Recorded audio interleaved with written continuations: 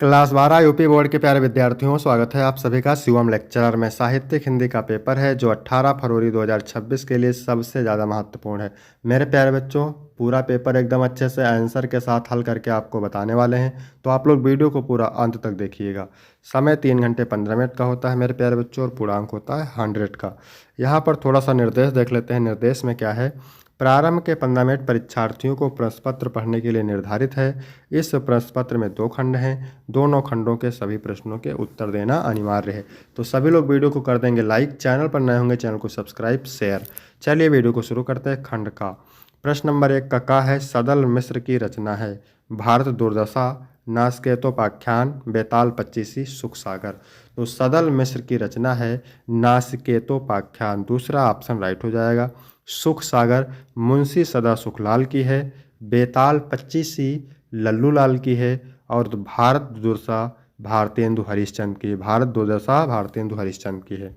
इसके बाद अगला प्रश्न है संस्कृति के 4 अध्याय के लेखक हैं कन्हैयालाल मिश्र प्रभाकर, भगवत शरण उपाध्याय, वासुदेव शरण अग्रवाल, रामधारी सिंह दिनकर। तो संस्कृति के 4 अध्याय के लेखक कौन है मेरे प्यारे बच्चों? रामधारी सिंह दिनकर, चौथा ऑप्शन राइट हो जाएगा। फिर है हरिशंकर प्रसाई की रचना है कालिदास के निरंकुशता, रानी नागफनी की कहानी, विचार विमर्श, रसज्ञ रंजन। तो हरिशंकर प्रसाई की रचना है रानी नागफनी की कहानी। रसज्ञ रंजन महावीर प्रसाद द्विवेदी की है। विचार विमर्श भी महावीर प्रसाद द्विवेदी की है। कालिदास की निरंकुशता भी महावीर प्रसाद द्विवेदी की है। इसके बाद अगला प्रश्न है वोल्गा से गंगा रचना किसकी है? राहुल सांकृत्यायन की, डॉक्टर रामकुमार वर्मा की, कन्हैयालाल मिश्र प्रभाकर की, प्रताप नारायण मिश्र की। तो ये राहुल सांकृत्यायन का कहानी संग्रह है, तीसरा ऑप्शन राइट हो जाएगा। यदि आपको इसका पीडीएफ चाहिए तो डिस्क्रिप्शन में टेलीग्राम की लिंक मिल जाएगी, वहाँ से टेलीग्राम ज्वाइन करेंगे आपको पीडीएफ मिल जाएगा। आखिरी चट्टान किस विधा की रचना है? रेखा चित्र, संस्मरण, डायरी, यात्रा वृत्तांत। तो आखिरी चट्टान यात्रा वृत्तांत है मोहन राकेश का। क्या है? मोहन राकेश का यात्रा वृत्तांत है। इसके बाद प्रश्न नंबर 2 का है कामायनी महाकाव्य के रचयिता हैं जयशंकर प्रसाद, सुमित्रानंद पंत, निराला, धर्मवीर भारती। तो कामायनी महाकाव्य के रचयिता हैं जयशंकर प्रसाद, और जयशंकर प्रसाद को छायावाद का प्रवर्तक माना जाता है। जयशंकर प्रसाद, सुमित्रानंद पंत और निराला महादेवी वर्मा ये छायावाद के 4 स्तंभ माने जाते हैं। छायावादी कवि हैं, ध्यान रखेंगे। लोकायतन के कवि हैं सूर्यकांत त्रिपाठी निराला, महादेवी वर्मा, रामधारी सिंह दिनकर, सुमित्रानंदन पंत। तो लोकायतन के कौन कवि हैं? सुमित्रानंदन पंत। ठीक है, कौन है? सुमित्रानंदन पंत। सुमित्रानंदन पंत को प्राकृतिक का सुकुमार कवि कहा जाता है। महादेवी वर्मा को आधुनिक युग के मीरा कहा जाता है। रामधारी सिंह दिनकर को उर्वशी रचना पर ज्ञानपीठ पुरस्कार मिला था।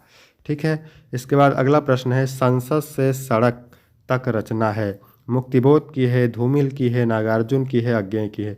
तो संसद से सड़क तक धूमिल की रचना है। किसकी है? धूमिल की है। और ये धूमिल का पहला काव्य संग्रह है, ध्यान रखेंगे, कविता संग्रह है। छायावाद के कवि नहीं हैं, कौन नहीं है?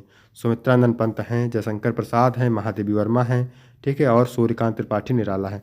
लेकिन महावीर प्रसाद द्विवेदी नहीं है, तो चौथा ऑप्शन राइट हो जाएगा। इसके बाद अगला प्रश्न है वीर गाथा काल के कवि हैं महाकवि भूषण, केशवदास, चंदवरदाई, छत्रसाल। तो चंदवरदाई वीर गाथा काल के कवि हैं। ठीक है, कौन है? वीर गाथा काल के कवि हैं चंदवरदाई। और पृथ्वीराज रासो इनकी रचना है। ठीक है, चंदवरदाई हिंदी के प्रथम कवि हैं, और हिंदी का प्रथम महाकाव्य है पृथ्वीराज रासो, ध्यान रखेंगे। इसके बाद प्रश्न नंबर 3 है मेरे प्यारे बच्चों निम्नलिखित गद्यांश पर आधारित प्रश्नों के उत्तर दीजिए। ये भी 10 अंक का होता है, मोस्ट इम्पोर्टेंट है। ठीक है, गद्यांश के नीचे 5 प्रश्न होते हैं 2-2 अंक के। किसी भी गद्यांश को हल करने से पहले सबसे पहले उसे पढ़ते हैं, और ये वेरी वेरी मोस्ट गद्यांश है। यह प्रणाम भाव ही भूमि और जन का दृढ़ बंधन है। इसी दृढ़ भित्ति पर राष्ट्र का भवन तैयार किया जाता है। इसी दृढ़ चट्टान पर राष्ट्र का चिर जीवन आश्रित रहता है। इसी मर्यादा को मानकर राष्ट्र के प्रति मनुष्यों के कर्तव्य और अधिकारों का उदय होता है। जो जन पृथ्वी के साथ माता और पुत्र के संबंध को स्वीकार करता है उसे ही पृथ्वी के वरदानों में भाग लेने का अधिकार है। माता के प्रति अनुराग और सेवाभाव पुत्र का स्वाभाविक कर्तव्य है। वह एक निष्कारण धर्म है। स्वार्थ के लिए पुत्र का माता के प्रति प्रेम पुत्र के अधःपतन को सूचित करता है। जो जन मातृभूमि के साथ अपना संबंध जोड़ना चाहता है उसे अपने कर्तव्यों के प्रति पहले ध्यान देना चाहिए। तो जहाँ पर राष्ट्र शब्द दिख जाए, माता शब्द दिख जाए, भूमि शब्द दिख जाए, जन शब्द दिख जाए, तो आप समझ जाइए राष्ट्र का स्वरूप से लिया गया है। तो प्रस्तुत गद्यांश के पाठ और लेखक का नाम। तो पाठ का नाम राष्ट्र का स्वरूप, लेखक का नाम वासुदेव शरण अग्रवाल। फिर है रेखांकित अंश की व्याख्या। तो व्याख्या किसकी करना है? जिसकी रेखा खींची हुई है, यहाँ से लेकर के यहाँ तक की करना है व्याख्या। तो चलिए देख लेते हैं व्याख्या कैसे लिखना है। रेखांकित अंश की व्याख्या। वासुदेव शरण अग्रवाल कहते हैं कि जो लोग पृथ्वी को अपनी माँ के रूप में स्वीकार करते हैं, केवल वही लोग उसकी सभी भौतिक और प्राकृतिक संपदाओं का लाभ पाने का अधिकार रखते हैं। माँ के प्रति स्नेह और सेवा करना पुत्र का प्राकृतिक कर्तव्य होता है।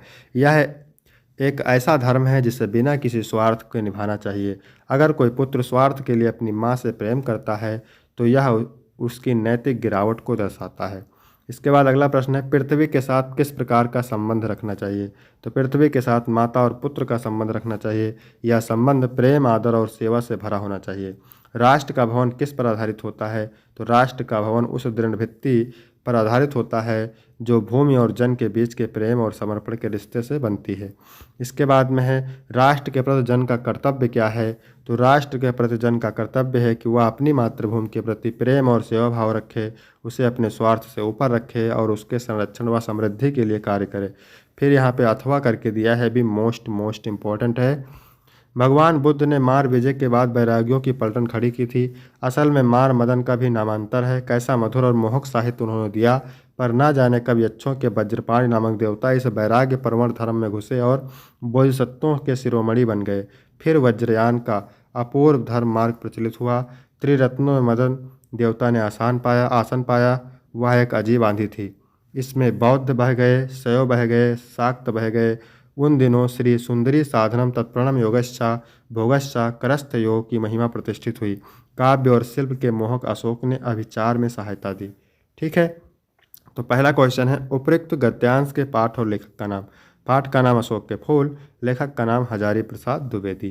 फिर है रेखांकित अंश की व्याख्या। तो व्याख्या किसकी करना है? जिसकी रेखा खींची हुई है, यानी यहाँ से लेकर के यहाँ तक की करना है व्याख्या। तो चलिए देख लेते हैं। बौद्ध धर्म में कालांतर में आए परिवर्तनों का उल्लेख करते हुए लेखक का कहना है कि बौद्ध धर्म में बाद में सुंदरी को योग भोग का साधन समझा गया। फिर अगला प्रश्न है, भगवान बुद्ध ने मार विजय के बाद क्या किया? भगवान बुद्ध ने मार विजय के बाद वैरागियों की पलटन खड़ी की थी। बोधिसत्वों का शिरोमणि कौन बन गया? वज्रपाण नामक देवता बोधिसत्वों के शिरोमणि बन गए। इसके बाद है, बोधिसत्व और अभिसार शब्दों का अर्थ लिखिए। तो बोधिसत्व का अर्थ है इस संसार रूपी सत्य का बोध हो गया है, और अभिसार का अर्थ है टोना टोटका झाड़ फूंक। इसके बाद चौथा नंबर प्रश्न है, भी मोस्ट इम्पोर्टेंट है। निम्नलिखित पद्यांश पर आधारित प्रश्नों के उत्तर दीजिए। कोई प्यारा कुसुम कुमला गे में जो पड़ा हो। राधा पवन से कहती है, पवन मथुरा पहुँचना, वहाँ देखना कि यदि कोई प्यारा मुरझाया हुआ फूल घर में पड़ा हो तो प्यारे के चरण में ला डाल देना उसी को। तो उसी मुरझाए हुए फूल को प्यारे श्री कृष्ण के चरणों में लाकर डाल देना। यूँ बता देना, इस प्रकार बता देना कि फूल के समान एक बालिका राधा भी किस प्रकार से मलिन होकर के आपके कमल पग को चूमना चाहती है। तो पहला क्वेश्चन है, उपयुक्त पद्यांश के शीर्षक और कवि का नाम। पवन दूतिका है और कवि हैं अयोध्या सिंह उपाध्याय हरिओत। इसके बाद में है रेखांकित अंश की व्याख्या। तो व्याख्या मैंने आपको पूरी बता दिया है। फिर है, राधा पवन दूतिका से मुरझाए हुए फूल को कहाँ डाल देने के लिए कह रही है? तो श्री कृष्ण के चरणों में डाल देने के लिए कह रही है। इसके बाद में है, मुरझाए हुए पुष्प की उपमा किससे की गई है? तो मुरझाए हुए पुष्प की उपमा राधा के मुरझाए हुए और उदास मन से की गई है। श्री कृष्ण के कमल के समान कोमल चरणों को कौन चूमना चाहता है? तो राधा चूमना चाहती है। इसके बाद अथवा करके दिया है, भी मोस्ट इम्पॉर्टेंट है। बीती विभावरी जागरी, अंबर पनघट में डुबो रही, तारा घट उषा नागरी, खग कुल कुल सा बोल रहा, किसले का आंचल डोल रहा, लोया लता भी भर लाई, मद मुकुल नवल रस गागरी। ठीक है, एक सखी दूसरी सखी से कहती है कि हे सखी, रात बीत गई है, अब तुम जग जाओ। ठीक है, उषा रूपी चतुर नायिका आकाश रूपी पनघट में तारे रूपी घड़े को डुबो रही है। ठीक है, खग कुल कुल सा बोल रहा, पक्षियों का समूह कलरव कर रहा है, किसले को अंचल डोल रहा और नवीन पत्तों का आंचल हिल रहा है। लो, अब यह लता भी नवीन पराग रूपी मधुर रस को भर कर ले आई है, गागरी में मधुर पराग रूपी रस को भर कर ले आई है। तो यहाँ पर देखेंगे उपयुक्त पद्यांश के पाठ और रचयिता का नाम। तो ये गीत है लहर काव्य संग्रह से, जयशंकर प्रसाद इसके क्या है, कवि हैं। रेखांकित अंश की व्याख्या मैंने पूरी आपको बता दिया। इसके बाद है आकाश रूपी पनघट पर कौन तारा रूपी घड़े को डुबा रहा है, तो ऊषा रूपी चतुर्नायिका। खग कुल कुल सा बोल रहा, इसमें अलंकार है। खग कुल कुल सा बोल रहा, पंक्ति में कुल शब्द 3 बार आया है। प्रथम प्रयोग में कुल का अर्थ समूह है, जबकि दूसरे एवं तीसरे प्रयोग में कुल का अर्थ कलरव है। फिर यहाँ पे है इस काव्यांश में किस समय का वर्णन है, इसमें प्रातःकालीन का वर्णन है। इसके बाद 5 का नंबर है, निम्नलिखित में से किसी एक लेखक का जीवन परिचय देते हुए उनकी भाषा शैली पर प्रकाश डाली। वासुदेव सरग Agarwal, doctor APJ Abdul Kalam, Hazari Prasad Dwivedi. Most important है। उत्तर लगभग 80 शब्दों में देना है और 5 अंक यहाँ से आपको मिलेंगे। इसके बाद अगला प्रश्न है, निम्नलिखित में से किसी एक कवि का जीवन परिचय देते हुए उनकी कृतियों पर प्रकाश डालिए। भारतेंद्र हरिश्चंद्र, हजारी प्रसाद द्विवेदी, महादेवी वर्मा। तो इसका वीडियो ऑलरेडी अपलोड है, आप जाके चेक कर सकते हैं। इसके बाद 6 नंबर है, बहादुर कहानी के आधार पर बहादुर का चरित्र चित्रण कीजिए। शब्द सीमा 80 शब्द है और 5 अंक का है। अथवा पंचलाइट अथवा खून का रिश्ता कहानी के उद्देश्य पर प्रकाश डालिए। 80 शब्द है और 5 अंक यहाँ से आपको मिल जाएंगे। इसके बाद 7 नंबर प्रश्न है, स्वपठित खंड काव्य के आधार पर किसी एक खंड काव्य के एक प्रश्न का उत्तर लिखिए। शब्द सीमा 80 शब्द है और 5 अंक का है।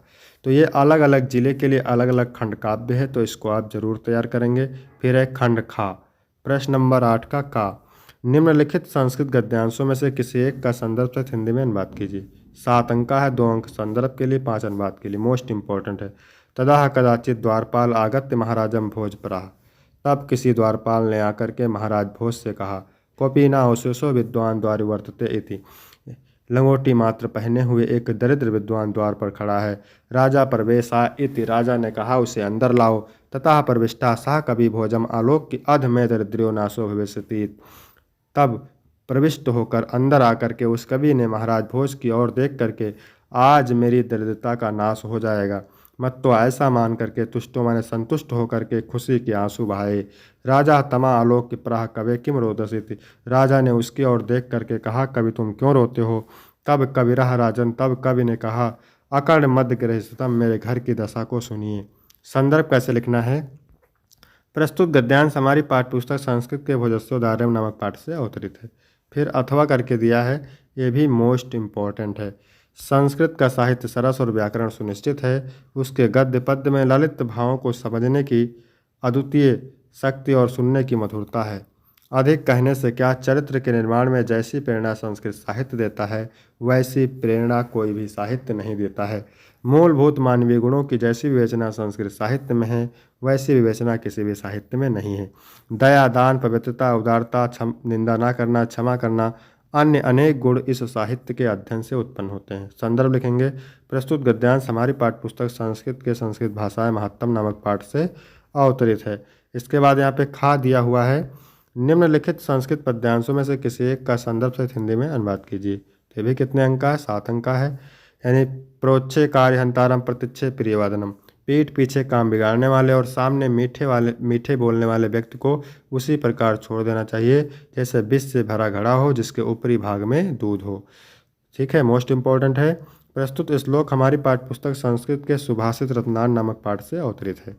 इसके बाद में है अथवा करके दिया हुआ है, निंदत नीति नुपड़ा यदि वा स्तंतु, यानी नीति में निपुण लोग चाहे निंदा करें चाहे प्रशंसा करें, लक्ष्मी आए या फिर अपनी इच्छा अनुसार चली जाए, चाहे आज ही मृत्यु हो या फिर युगों के बाद हो। धैर्यशाली पुरुष न्याय के पथ से कभी विचलित नहीं होते। संदर्भ लिखेंगे, प्रस्तुत श्लोक हमारी पाठ्यपुस्तक संस्कृत के सुभाषित रत्नान नामक पाठ से अवतरित है।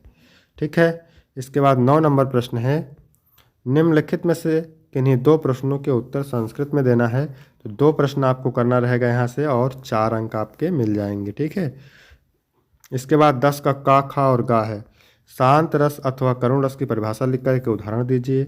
रूपक अथवा भ्रांतिमान अलंकार की परिभाषा लिखकर एक उदाहरण दीजिए।